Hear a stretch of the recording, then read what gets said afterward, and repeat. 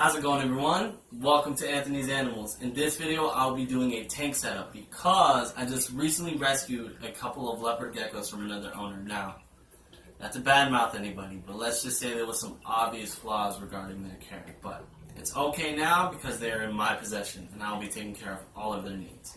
With that being said, they're going to need proper housing.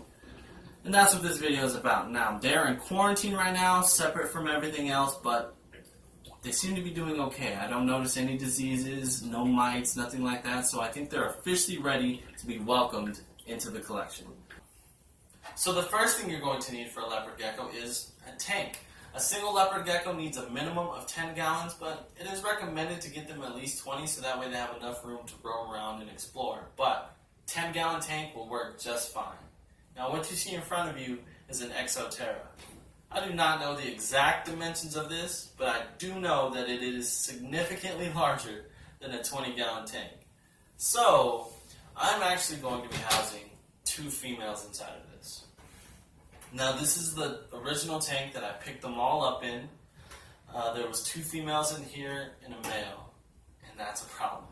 You are not supposed to put males and females together because the male is always going to want to breed. And the females aren't going to get what they need, and they're going to become stressed out, and just, it's all bad. So, the male's going to have to go and have his own enclosure. This will be just for the girls. So the next thing you're going to need is to pick a substrate. The cheapest and easiest to clean is paper towels. You just lay this at the bottom, and you're good to go. Place whenever necessary. Now, does it look the best? No, but it will get the job done, and that's really all that's necessary. Or if you want something a little more better to look at, Eco Earth is a perfectly fine substrate to use. It's loose, so I know there's a lot of controversy with loose substrate, but this, if eaten, is not going to harm the leopard geckos. So if you want something a little bit better to look at, go with Eco Earth. Please avoid sand. Now, there's a lot of division and opinion regarding sand substrates. From the research that I've gathered, there's more negatives than positives regarding it. So I would recommend to just stay away from sand completely. If eaten, leopard geckos can't really process it as well, and it may cause impaction, and that can lead to serious injury or death. So just avoid sand. Stick with paper towel or some sort of coconut fiber. The next thing that is needed in a leopard gecko tank are some hide spots. You need at least 2. One for the hot side, one for the cool side. And also, one of those hide spots should be a humid hide spot, meaning it's filled with substrate and moistened at all times for them. Leopard geckos usually like a dry substrate throughout their tank, but they do need some humidity when it comes time for shed. And that's where the humid hide comes into play. Now, what you want to use for a hide is up to you. This is a log piece. This one's actually plastic. Couple pieces of cork bark. This will actually be the humid hide. I'm going to be filling this with Eco Earth and spraying it down every once in a while to make sure it's nice and moist for them. But there's so many options out there for what you can use as a hide. Pretty much anything can be used as long as it provides a place for them to go inside. And since I'm going to be housing multiple females, I'm going to provide a couple of different hide spots, just so that way there's no fighting.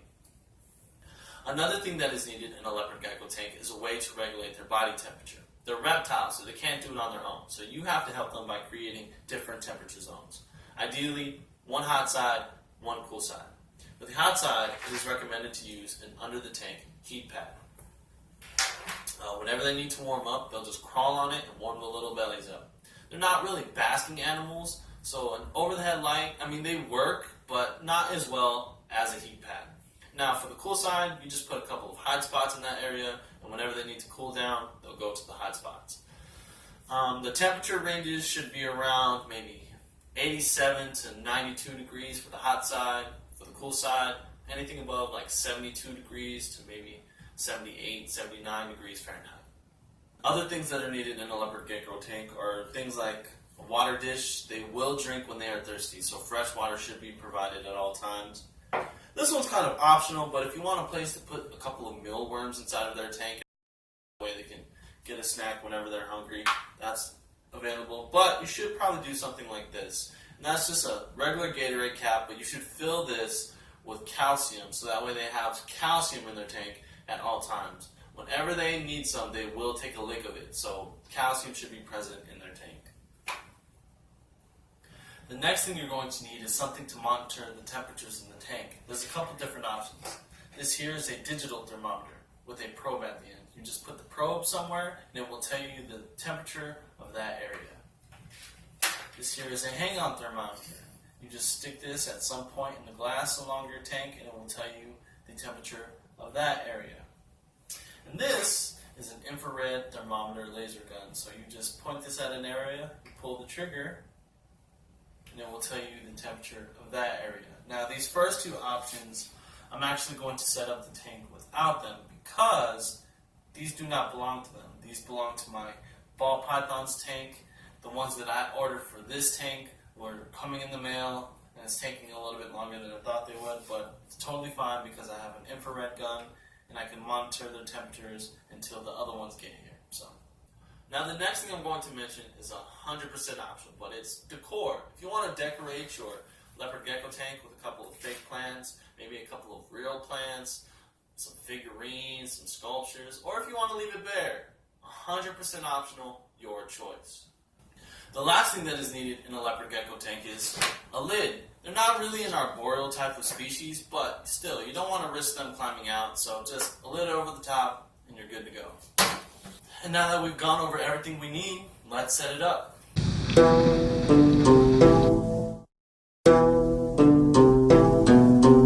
It's not an easy skill to learn. I've been practicing it for many years.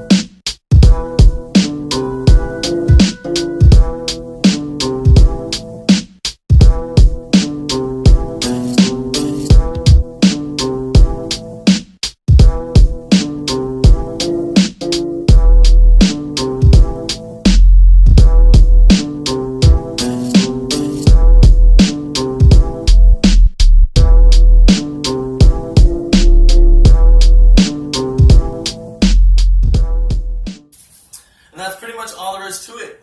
The last thing we're going to do is put the heat pad on upstairs, and then we're going to introduce the girls to their new enclosure.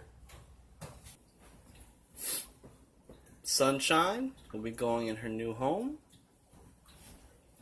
There you go, Sunshine.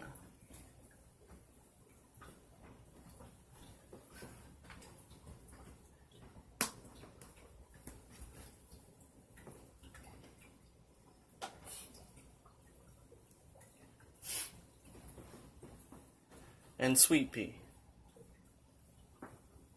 This is your home now, guys, so enjoy.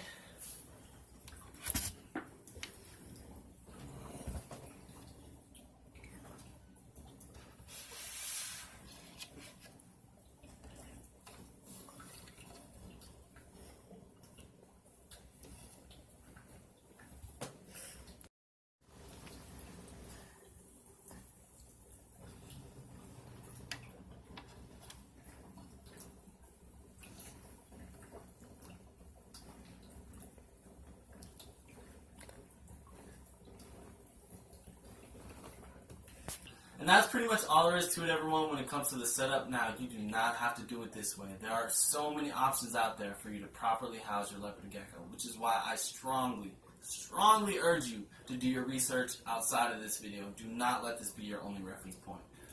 And this is just how I'm housing my females. There's going to be another video coming soon on how I'm going to house the male.